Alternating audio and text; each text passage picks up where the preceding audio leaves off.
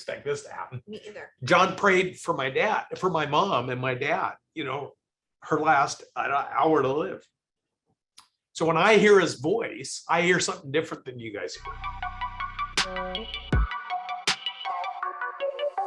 The whole purpose of this show is to engage with business owners and be able to answer questions for people that will give them some insight and perspective on how to grow and scale a business. Not only leadership, but real life examples.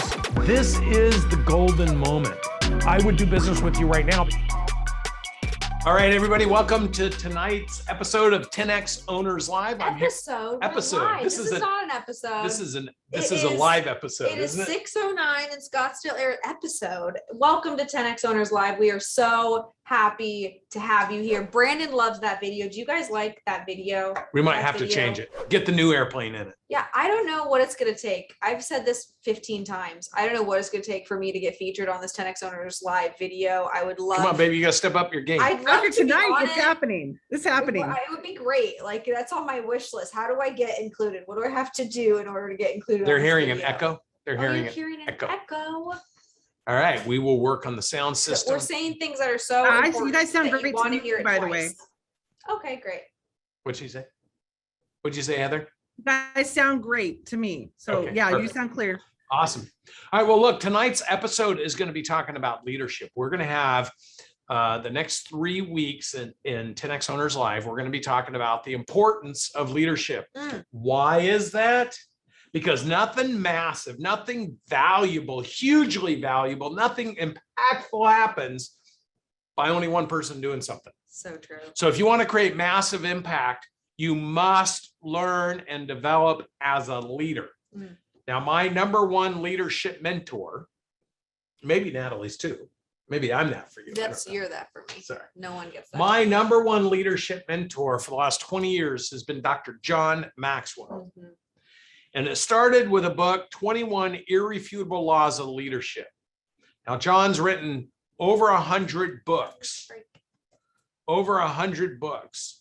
but 3 specific books have 53 laws. And really that's around teamwork, individual leadership, and development. And so the reason we're going to be talking about John over the next few weeks is because I have John coming out to join me for a little private event for all the people that are in my leadership boot camp program, my business mastery and leadership program. And for people who want to attend that are not in that program, we have a path for you to do that. But what's most important is, why do we need to learn to become effective leaders? And that is because you multiply your impact through other people. I am much stronger having Natalie and the rest of the Cardone Ventures team and Grant and Elena than I ever would be by being by myself. For sure. And yet it took a lot for me to evolve and develop to be able to attract those people into my life, especially and in particular, the remarkable Natalie Dawson, who loves me and married me. For those of you that this is your first new event, and you're like, those two look pretty cozy. Are they brother and sister? They have the same last name. Did anyone? You might think she's my daughter, but wow, neither. She's my beautiful, remarkable, amazing wife. Brandon is in rare form this evening. Buckle up, ladies and gentlemen. Michael, I agree with you. Owen, you shouldn't be laughing. He's in rare form. We're gonna have some fun tonight on this Owners Live show. For me, since you're talking about me and we're talking about John Maxwell and the impact that the 21 Irrefutable Laws of Leadership had on you, I would just like to take us back to my very first day working in Brandon's company almost a decade ago. Every single employee was issued a copy of 21 Irrefutable Laws of Leadership, and we were offered to be able to be a part of Brandon's leadership program. At the time, it was called Leadership Boot Camp.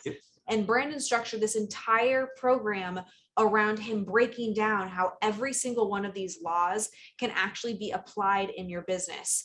And I remember being so impacted by the videos and by the book. I just, you know, when you feel like your mind is like expanding, there's that emoji on the keyboard where like the mind's like literally blown. I had that moment. It was the first time that I had that moment around what true leadership is. And so if you have not read 21 Irrefutable Laws of Leadership and you aspire to be a leader, you absolutely should. But for me, one of the reasons that I adore him, and more than that, I respect him, is his ability to have a mentor like John Maxwell, have somebody from afar that he didn't have a close relationship with. He didn't know anybody who had a connection to him. And yet he managed to bring this person into his life. And I've got to watch their relationship evolve over the last decade. But now John is going to be staying at our home in Scottsdale prior to this event. And they are friends and they connect on things. And that is the same as you guys. I mean, imagine if Brandon was going to stay at your house one night. I would assume if you're on this call that Brandon is a mentor of yours. That's the relationship that Brandon used to have with John Maxwell. He was a friend, a studier. I was a student from afar. I was a student and I read his work. I applied his work. And then I had the opportunity when I met him, he saw how I was applying it and the years later. It was not instant gratification. Yeah, it was like 10 years later. I mean, it was a lot, but I talked about him and I gave people awards for leadership and I ingratiated John. It wasn't a Brandon Dawson leadership award. It was a John Maxwell leadership award. And so look, here's the thing. I didn't have any requirement to have a personal relationship with someone like John. I earned it. And I earned it because I understood the body of work and I applied it and I became an example of what he teaches. People ask me, how do you get to be personal friends with your mentors? And I'll tell you, because I've had the privilege now to be mentoring people for the last 20 years myself. I want to spend time with the people who are actually driving impact and can explain how what they learned from me, how they applied it, and what the result was. And I'll give those people more attention than anybody else. It doesn't need to be someone who's billionaire or made hundreds of millions of dollars. It's just somebody who can demonstrate what they're doing by taking action and taking what I taught and having the impact, because that's what inspires me. And what I have found with all of my mentors is they would rather spend, and I'll tell you, the harder it is for you to succeed, the more interesting you are. Like I've watched with Grant Cardone. If somebody's like, I was on drugs, I came from another country, I didn't have anything. My family had nothing. I grinded and then I started doing Cardone U. And then all of a sudden when he hears that, he's like, good for you, good for you. And then when they start, I did Cardone U and then I did this and then this changed my life. And now I did this. Now I have $10 million of real estate, or I have a business doing 30 or 50 million.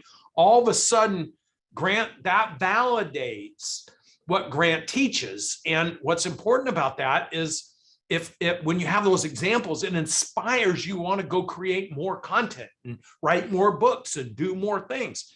And that's what mentors live for, that inspiration. And that inspiration comes from each and every one of you in the success that you have. But people that run up and they're like, oh, I just love you guys. Can I get a picture? And good night, Meryl.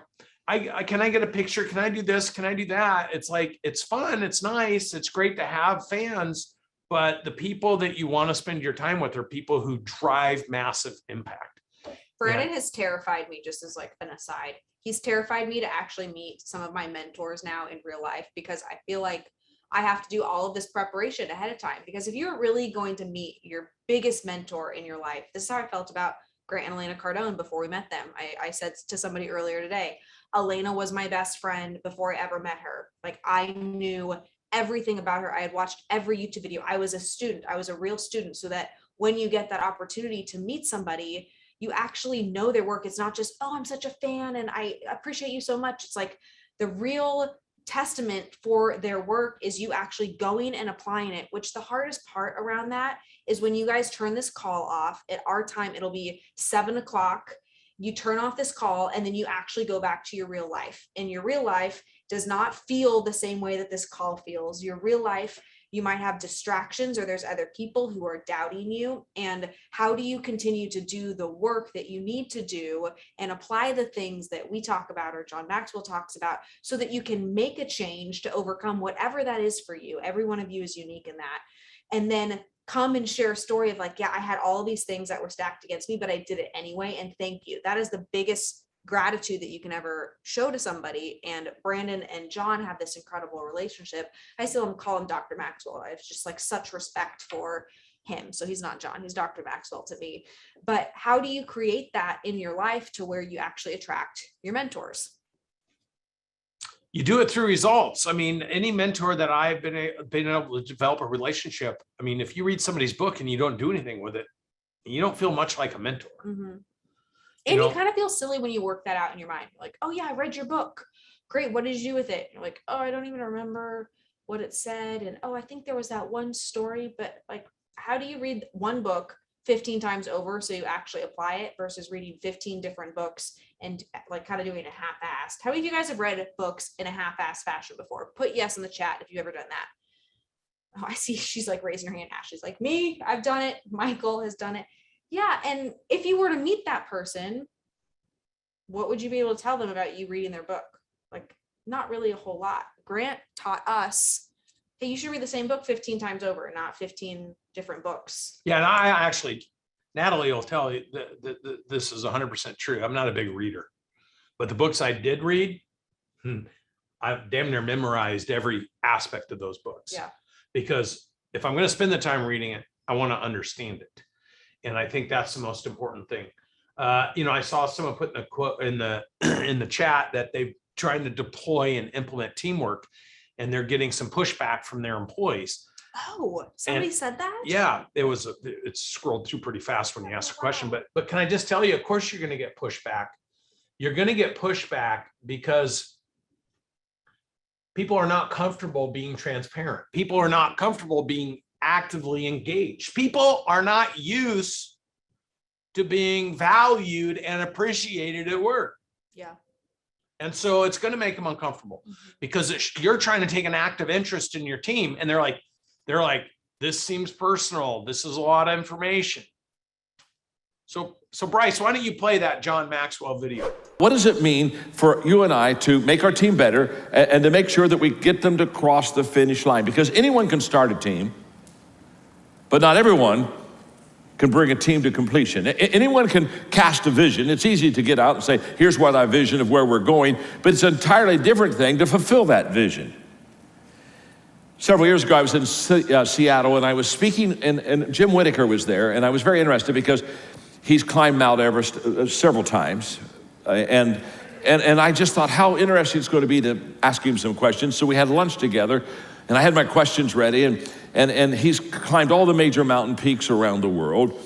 And so I said, as a mountain climber, let me ask you this question, Jim. I said, what is your greatest accomplishment? I mean, you've done them all. So what's the thing you're most proud of as a mountain climber? I'll never forget his answer. He looked at me, he smiled, he said, without any question, John, he said, what I'm most proud of about being a mountain climber than anything else is that I have taken more people to the top of Mount Everest than any other person alive. And I looked at him and I said, you're not a mountain climber, you're a leader. You get your fulfillment and satisfaction on getting people to get to the top. You get your satisfaction on helping people to complete the race, to finish the task. And all of us know what it's like to start well, but few of us know what it's like to finish well. And I would really like to talk to you about this process of being a finish line leader, which there's an assumption, obviously, at the beginning of this talk. And the assumption is, if I'm a finish line leader, I have been to the finish line. There you go. So good. I could listen to him forever. Do you get a little choked up? Yeah. Why do you get choked up? But people don't understand how much of a mentor Dr. Maxwell is to Brandon. What makes you choked up about that? He's just a beautiful man. Why? Well, so for me, it's a little personal because when my stepmom was dying and she had like maybe 2 or 3 hours to live, I left the room so my dad could spend time with her. And I text John. He was getting on a plane. And he stopped and in the runway, he called my dad on the runway, and he couldn't get through. So he sent him a video message. And then I called my dad and I'm like, hey, Dad, I just talked to John. He sent me a video. He just sent you. And my dad goes, oh, I saw my phone, but I didn't recognize the number. I said, call back. You need to call it. So my dad called and John prayed.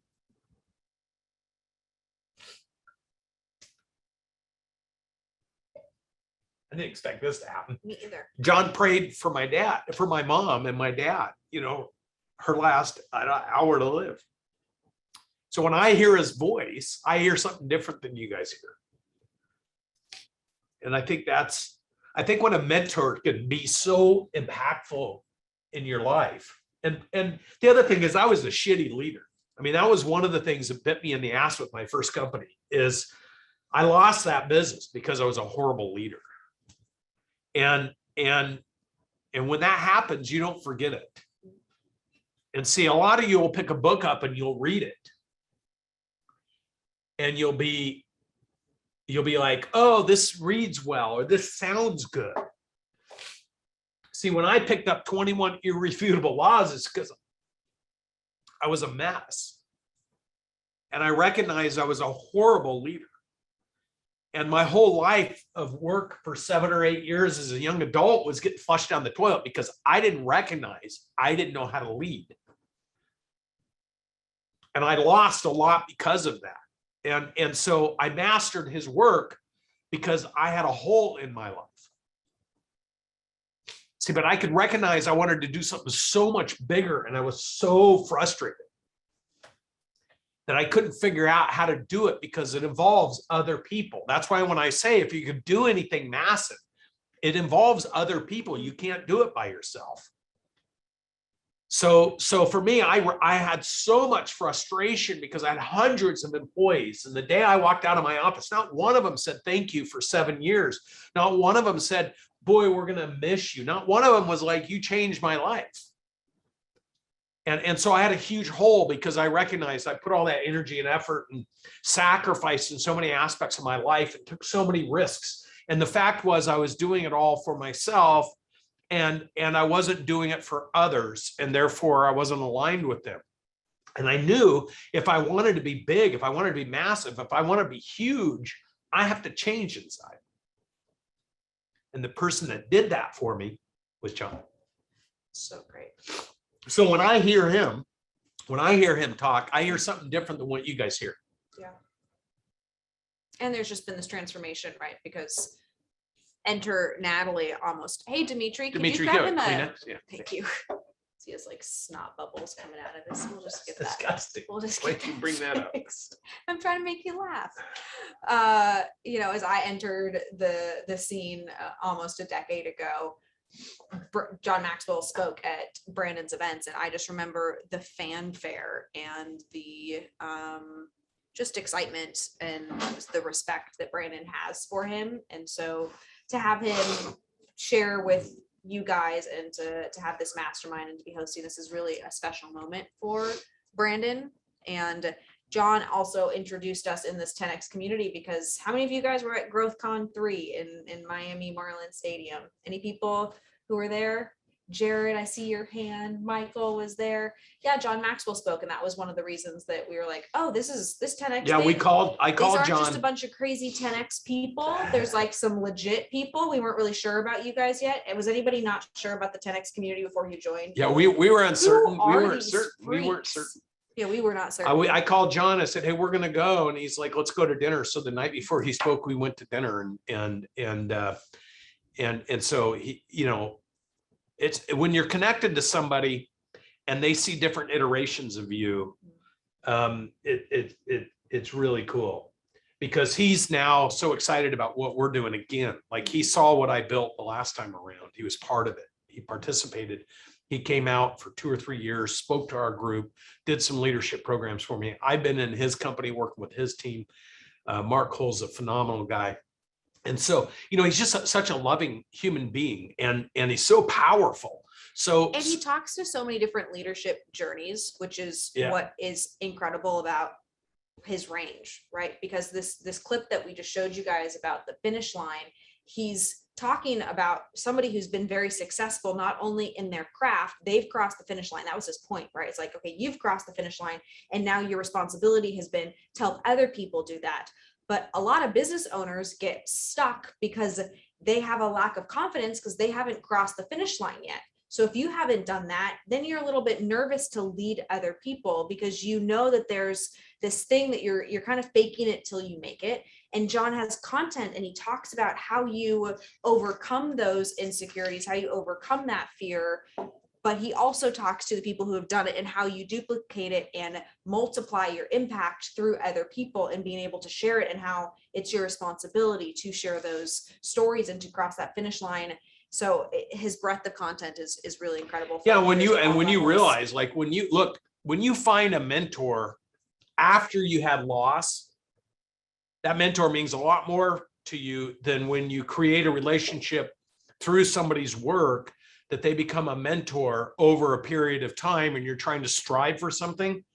When you have a big loss and you realize when you find somebody's work who becomes your mentor, and then you find out that that loss happened because you were the problem, it resonates a little different. So my commitment is trying to teach people to get in front of all that, personally, professionally, and financially, through all the authors and mentors I've had the privilege to work with now for the last 20 years and build a deep-rooted relationship with, to bring that to you in a consolidated, condensed, working smarter, not harder, and getting in front of the things that I already know you're going to deal with, where you're trying to start, grow, scale, and eventually exit a business. All that dynamic, I already know what that looks like up to $4 billion. So from start to 4 billion. And if we can eliminate the things that crush you in those stages of growth and get you prepared in advance, you don't have to be prepared to run $1 billion company when you're $1 million, but you definitely need to get prepared to run a $3 to $5 million company when you're $1 million. And then when you're 10 million, you need to be prepared to run a $20 million business. So the more you understand what that looks like, the more you understand what's involved with it, the more you understand the indicators that are the lead indicators if you're succeeding or struggling in that moment. And when you can put it all together into an operating system that allows you to cut through all the mistakes and the pain and the sorrow and the confusion, and I always say confusion creates failure. The more you can eliminate confusion, the faster you can find success. The more confidence you have, the more resilience you have to get to the next level. Should we ask these? Yeah, let's do it. people We've got if some their hands raised. Let's do it. up? Heather, do you want to? I would love to. Yeah, we've got a lot of hands up. This is great Yes, we stuff, by do. the way. Let's go with Manuel Rodriguez. Let's get you unmuted here. Yeah, he's excited. I saw the fist go up. I love the fist. Looks like he is in a library. Are you in a library right now? No, I'm in the airport. I'm going to the boot camp. I'm from Argentina, so I'm excited for that. Nice. So cool. Yeah. Awesome. See you there. Yeah, excited. Thank you for having me on and for the time, guys. So the question would be, how can I become a better leader, like a me leader, in order to be a leader for other people? It's a great question. I mean, first of all, to be a leader, you got to become an example, right? You can't, those that don't know how to do can't lead, because people will follow you, they'll find failure, and then your reputation will be that of someone who says you can do something, but you can't help somebody. The true definition of leadership is making other people's success easy. So if you want to know how to do that, then you blueprint your success, and then you show others how you succeeded. Instead of hoarding all that and trying to own it all, you actually go and start spending time with people, showing them how you broke through and got to the other side. And the more you can share that with people, get the results with those people, the more people they share it with, the larger your leadership impact is. And so I like to measure impact based on targets. If you look at our mission here for Cardone Ventures, it's to impact the lives of 1 million business owners. I know that if I'm working with someone, they're not going to be an average business owner.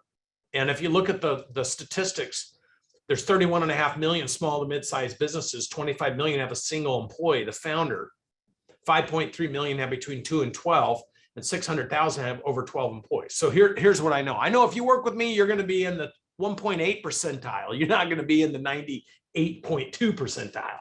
So if you're going to be in the 2 percentile of that stat, that means you're going to have more than 12 employees. So here's the thing. If we can impact the lives of 1 million business owners, that means we're actually impacting the lives of somewhere between 25 and 50 million people. Amazing. So when we set our targets, it's like, how do we get in front of 1 million business owners? And it's not like that should be a hard target when there's 31.5 million small to mid-sized business owners just in the United States. That doesn't count rest of the world. So for us, if we go and we put all this energy in this, and 10 people are telling us after 10 years, oh, thank you very much, I'm not going to feel like we succeeded very well. Because I'd rather have 1,000 friends where we're all got $1 million pooling resources than me have what is 1,000 times a million would be 100, be $1 billion. I'd rather have a whole bunch of us. The point is, with money where we can spend time together than one person with all the money and having people be mad at them or not feel comfortable around them. So the more you can spread knowledge, information, and success, and the faster people can accelerate that, because output amplifies input. The more you put out, the more should come back. Yeah. If you're putting stuff out and it's not coming back, then you're not putting the right stuff out. Mm-hmm. I also think of the rap industry. I love hip hop. And when you listen to like great, I don't want to get, have people get opinions. What I define as people who are great in that space, you start listening to how their music changes, specifically huge Jay-Z fan. If any of you guys are Jay-Z fans, I'm your people, you're my people.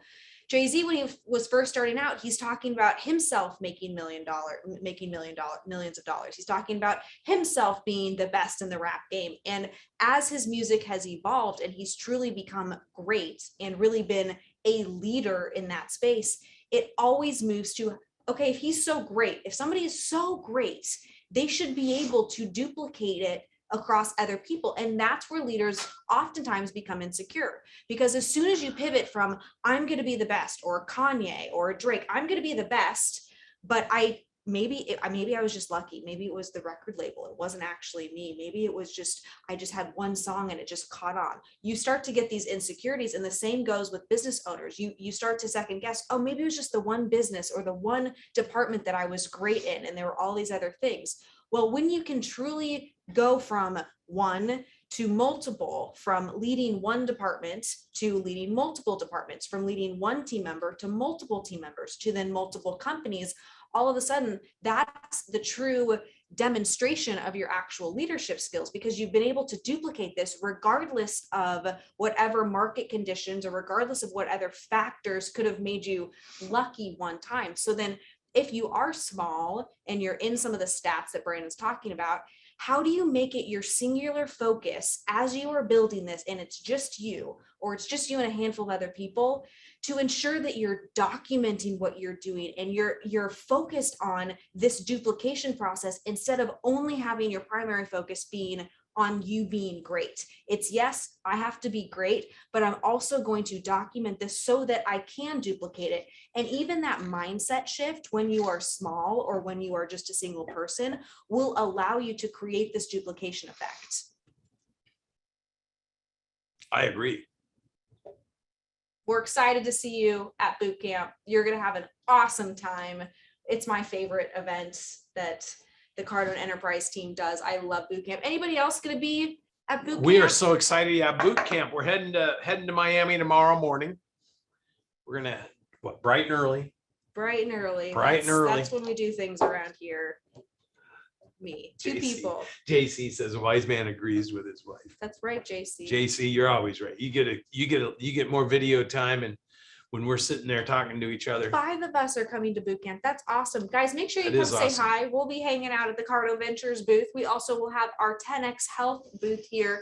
Gary is roaming these halls. He was jumping up and down earlier. 10X Health will be there. We're doing IVs, doing the Grant Cardone 10X cocktail. So definitely come see us for that. I mean, think about this. We were talking about how fast time goes on. I mean, GrowthCon is going to be here before we blink. Oh my gosh. We're almost at the end of January already.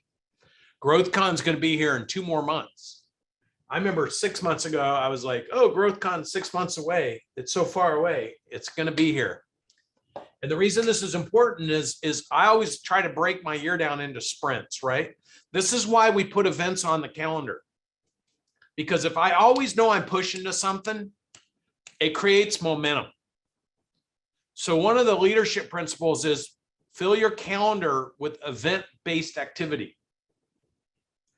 If you're in a business where you need to find employees, establish one night a week, you're going to have a recruiting meeting. Look, I guarantee you, you're going to go and you're going to do the first night. No one's going to show up. You're going to show up the second night. No one's going to show up. You're going to show up the 5th and the 6th and the 10th, and no one's going to show up and no one's going to show up. And then all of a sudden one person shows up and you're like, oh my gosh, this one person.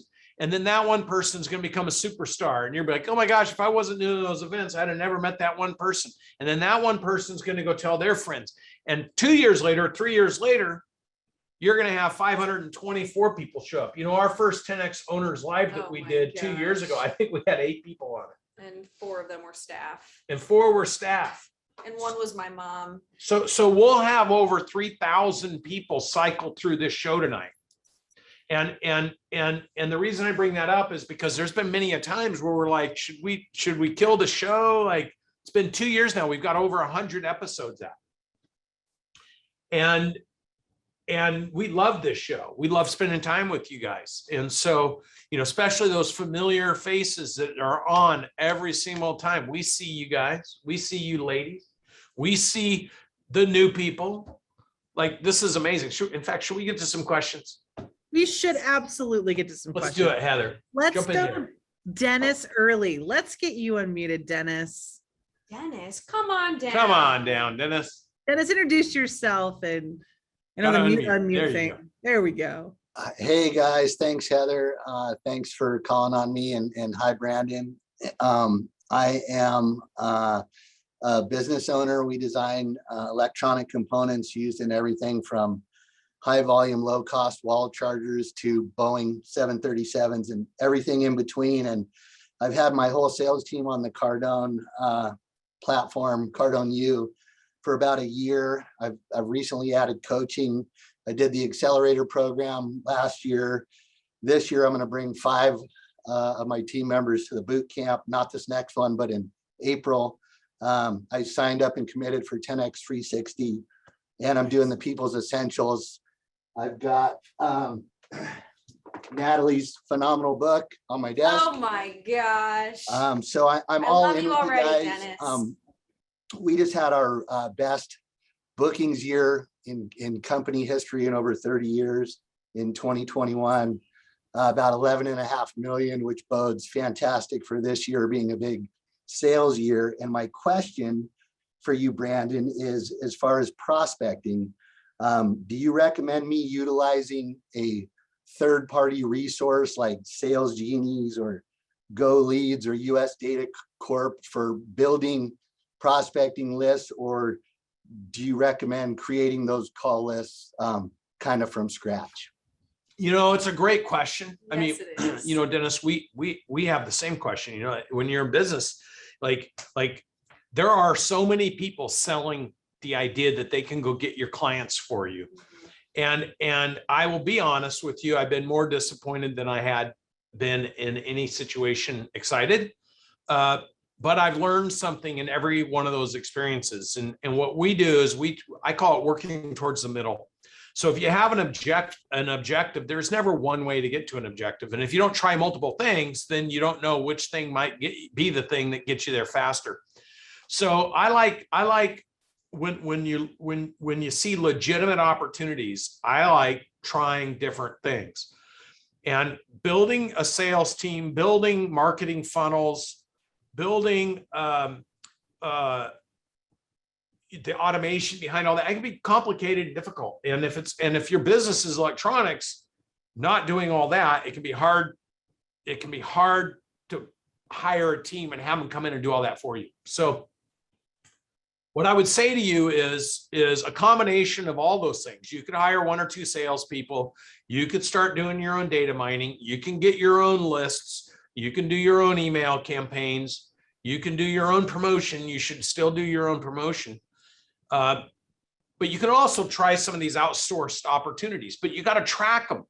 Because what happens is people start trying a whole bunch of things and they never actually learn what is or is not working. And sometimes they've got things going on that are working in resistance of other things.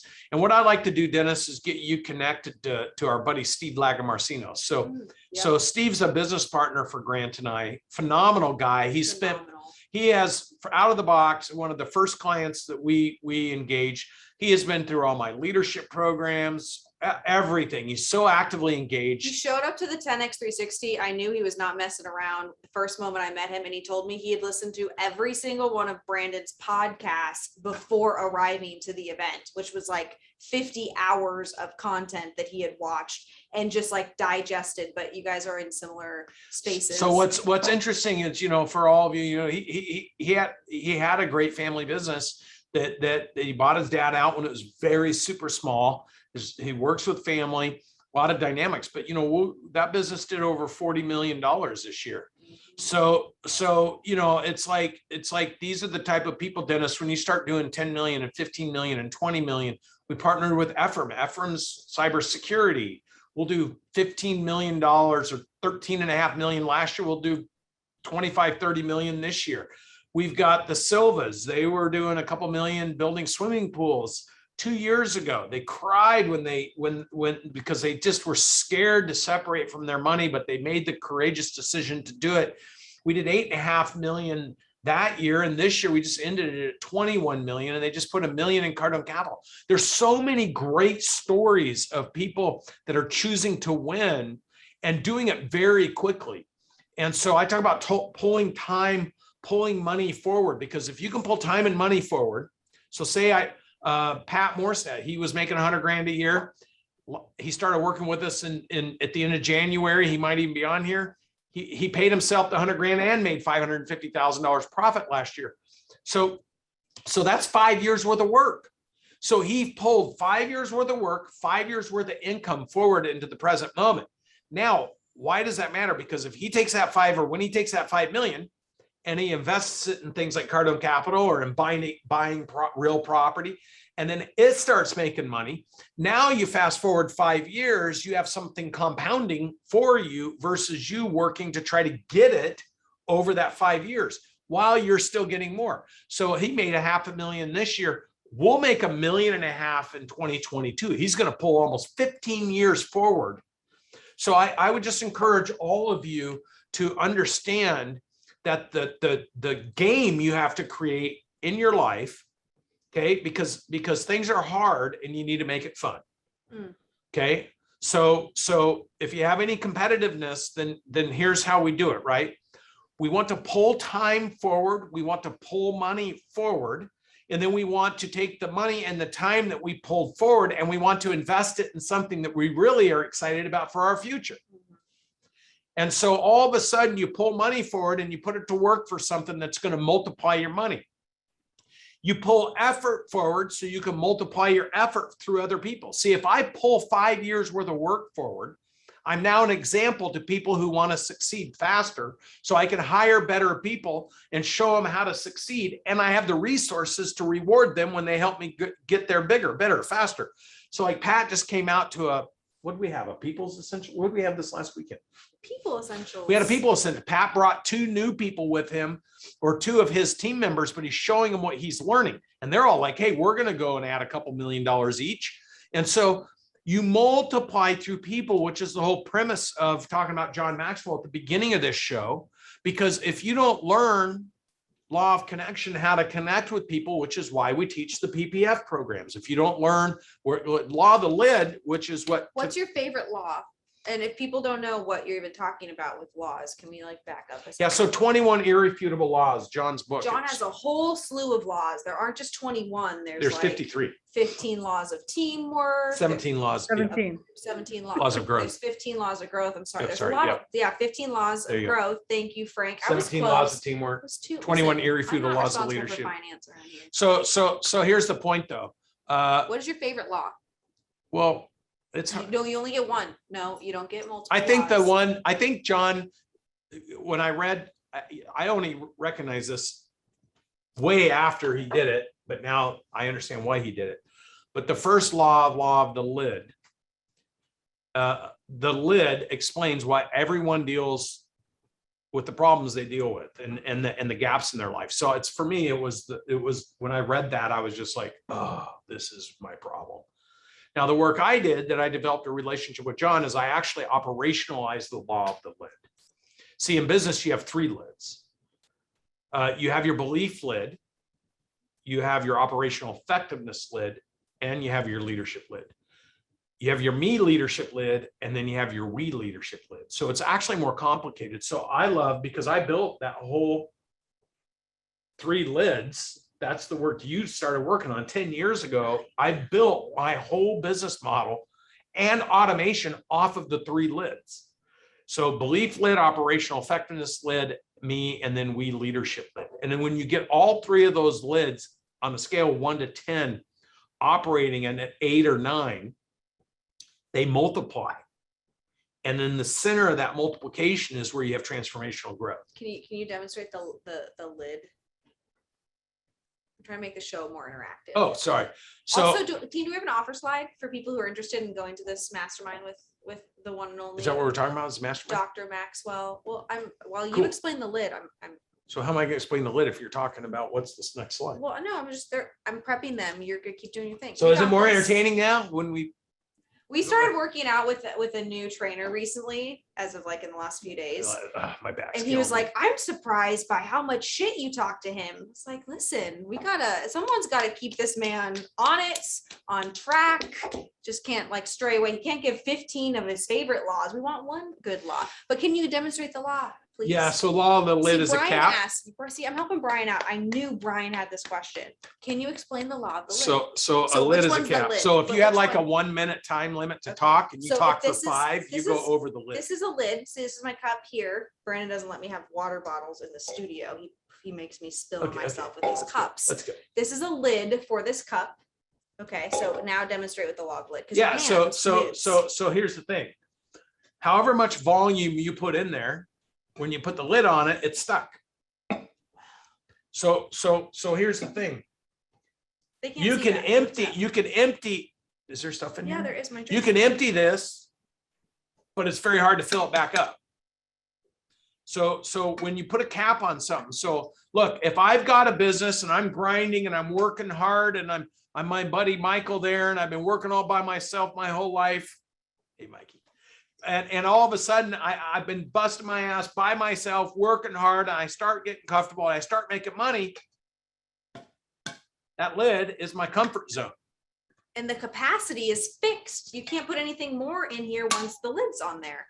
But That's if right. you could increase capacity. So imagine if this lid, because the cup's only this size because somebody made it that way.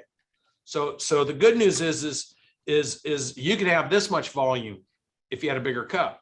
So if your belief is, oh, I could be $1 million business and the cap goes on and you're stuck here, you're $1 million business. And you know what you do is you start reinforcing. If this is $1 million, you start reinforcing. Oh my gosh, it's so hard to be $1 million. Oh my gosh, hiring employees is such a problematic thing. Oh my gosh, customers, they don't want to pay their bills. Oh my gosh, it's so hard. Staying small is much safer than getting big. So all these thoughts create your lid.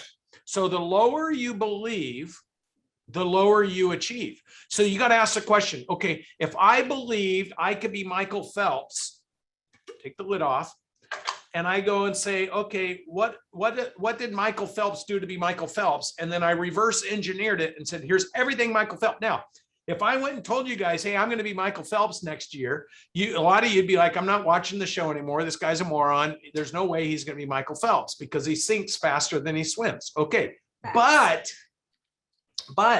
if every week I start telling you guys, hey, I train every single morning. I did 2 hours of swimming. I did this. I did this. I did that. I did this. By the way, I want you guys to know I hired Michael Phelps trainer. So 6 months later, I'm telling you, my times went from this, they went to that, and I'm thinning up and I'm leaning up. And all of a sudden you're watching this and you're like, man, this dude still ain't ever going to be Michael Phelps, but he sure has heart.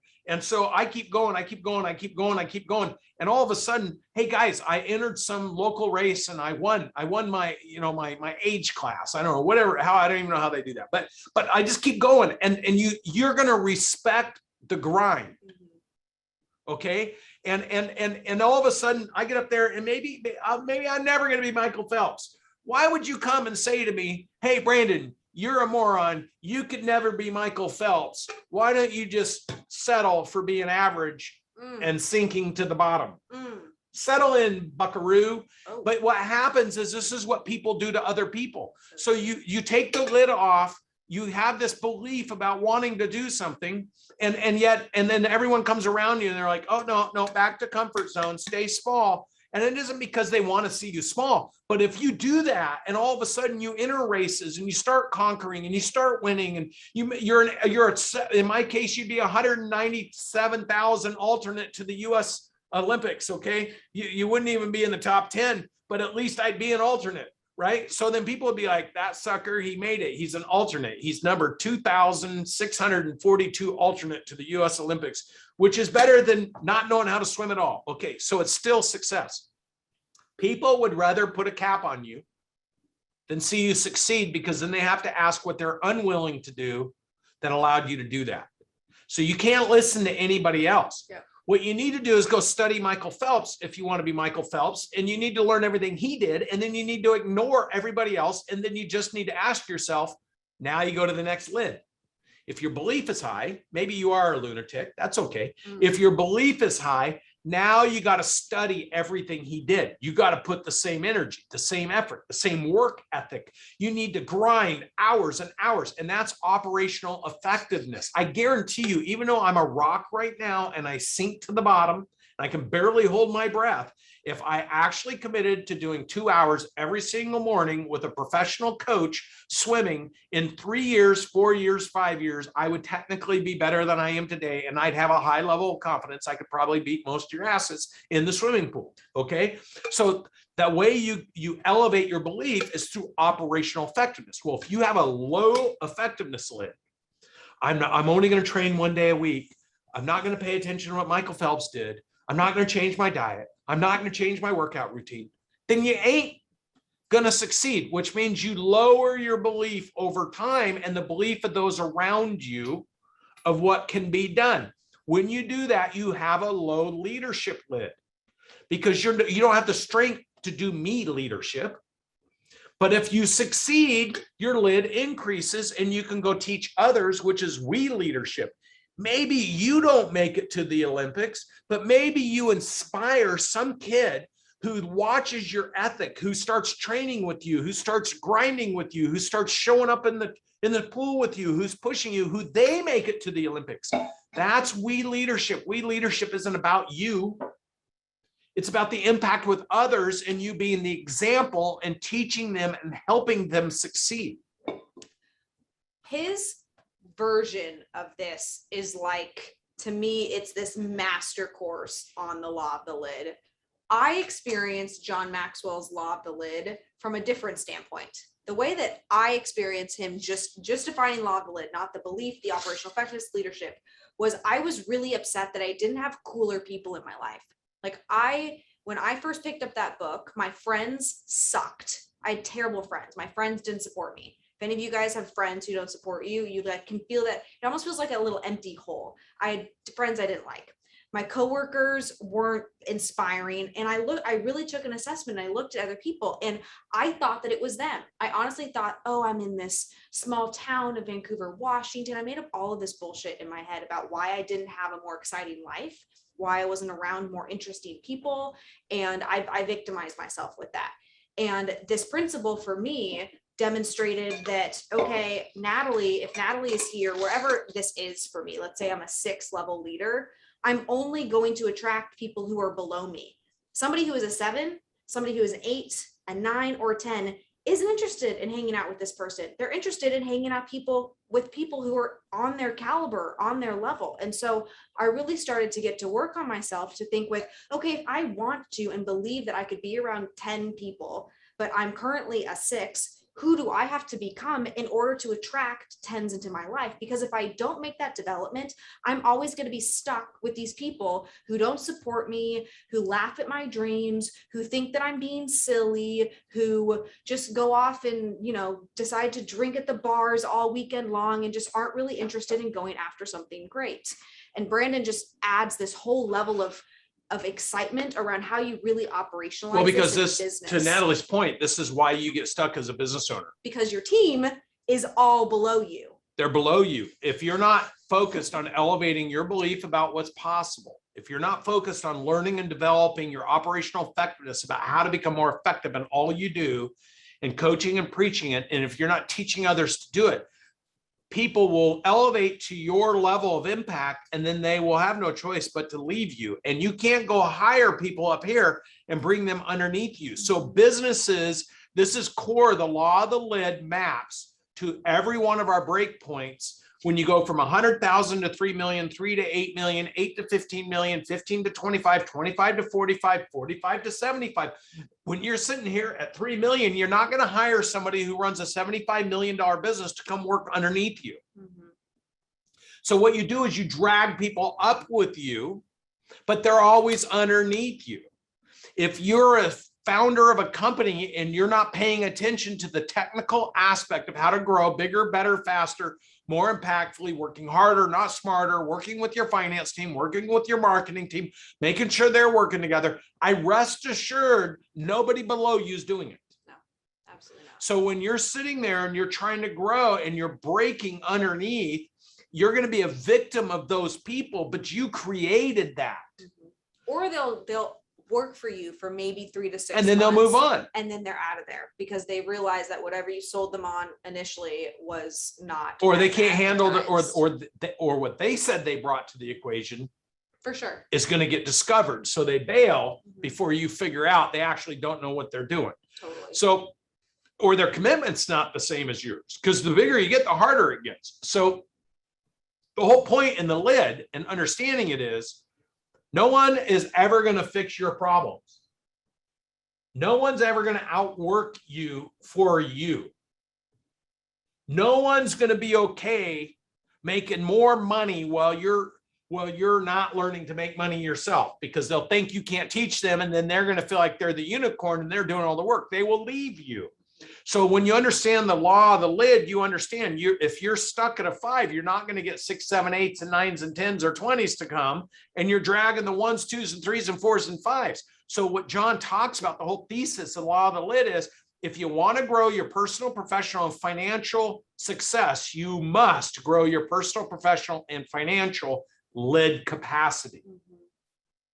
So the basis for everything we teach is to bring you awareness and understanding of how to elevate your belief, how to elevate your effectiveness, and how to elevate your influence over other people. So law of the lid to me is foundational to everything that I created once I learned. Everything. law. That's also how John says everything rises and falls on leadership. Everything. If you've ever watched a John Maxwell clip, you will know what I'm talking about. Doesn't he say, can you impersonate it? Now I feel a little silly. Everything rises and falls on No, leadership. that wasn't Oh, very sorry, good. I'm trying to figure out Punches what it. you're trying to Like get. You're drawing my everything. attention to something. What is it? Everything. Everything rises and falls on leadership. Thank you. Everything. Thank Come on. you. Brandon, Mastermind. I was hoping to just mention too, Steve from TRC has been a fantastic resource for me. He was kind enough to take my call on a Sunday when I was doing the virtual boot camp. He was a huge reason why I signed up for 10X 360, and he even let me sit in on his morning meeting There you go. I via love Zoom. that. So I'm looking at him as a mentor already, and he's just a fantastic human. I'm looking at everything he's doing, and I'm trying to take notes and head in that direction. That's awesome. Thank you, because that's my point, right? He's elevating his lid, and now he's giving you an opportunity and teaching you to do it. And when he does that, he gets better because he gets more excited about what he's doing as well. This is how it works. Hey, look, if anybody wants to see a replay of any of our 10X calls, you can follow me on YouTube. Is it me or Cardinal Ventures? Both. You can follow either Cardinal Ventures or me on YouTube. Not either, both. Follow both. Yeah, follow Don't both. do one or Sorry, the other, just sorry, do that's a both. low lid Yeah, thought. that's a low lid. So you can follow me on the Brandon M. Dawson podcast. There it is. It's in the chat. There, it's in the chat, and you can watch our replays of any of these shows. Let's put the offer up. If you guys want to know what I'm doing with John Maxwell and you want to know how to get involved, can we please throw that up and get a QR code on it so anybody that wants to have a discussion? There it is. There it is. There's the So guy. look, so here's the thing. If you're not in my leadership program and you want to participate, because this is basically for my business owners that are in my private leadership program, but we do have a few seats. If you're interested in participating, shoot this QR code. If you're in our strategic business units, if you're platforming with us already, or if you're in my leadership program, we've decided to create an access point for those of you that are most connected and working with us. If anybody is interested in participating, you need to click the QR code, schedule a time to talk to our advisory team, and we will tell you what we're doing for those of you that are already interconnected, working with us and in our programs. Because and for those of you that are like, hey, we want to see what this is about, we want to listen to these two guys, John and I will be talking about 12 years of things working together. It's gonna be incredible.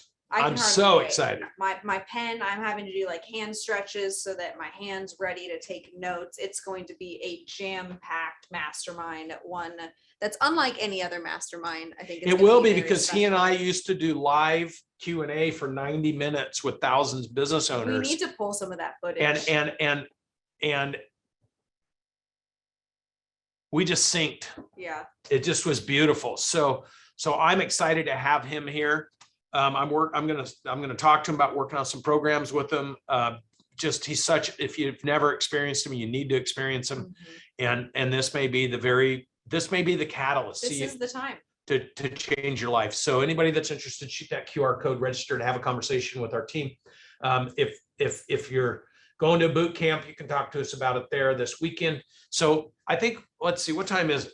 It's 7:05. We've already gone over. I see a whole bunch of hands raised. I feel bad cutting it off, but I think we're gonna have to call it a night Can we do, how about this, rapid fire Q&A next week? next week. 'Cause Sure, we'll just do. You How about this? are- We'll do 10 minutes or 15 minutes of talking, promise, and then we'll do 45 Is minutes that a of pinky Q&A. promise? Can they get- Absolutely. let me see But, it. but can you take a picture? Take a picture. Take a picture right here. I'm gonna take a picture. Nobody sign off yet. I'm gonna take a picture. I see you. We see Jared. I see and you guys. James and I'm taking a Justin picture. and Sarah. Who I and see on my Scooter, picture Dr. Patel. will be the first Jason, ones we'll bring up that had their Brian. hands up. Brian had great questions. Patrick. Yeah, we Brian, see you you. got a Blazers hat on, Brian? That looks like a Blazers. Let's go Blazers. Let's go. Oh yeah. Let's Trail go. Blazers. Reppin' Awesome. Portland. All right. Hey, guys. Thank you guys. Have Another the great best episode. freaking Have a great You week. guys, make it an awesome week. Happy Tuesday. Can't wait for Wednesday. It's the best day of the week tomorrow. It is Wednesday. You have to win on Wednesday. Make that your challenge. Can't wait to see you next week. The whole purpose of this show is to engage with business owners and be able to answer questions for people that will give them some insight and perspective on how to grow and scale a business. Not only leadership, but real life examples. This is the golden moment. I would do business with you right now. Hey, do yourself a big favor. Don't forget to like and subscribe. Hit the bell. Bang it.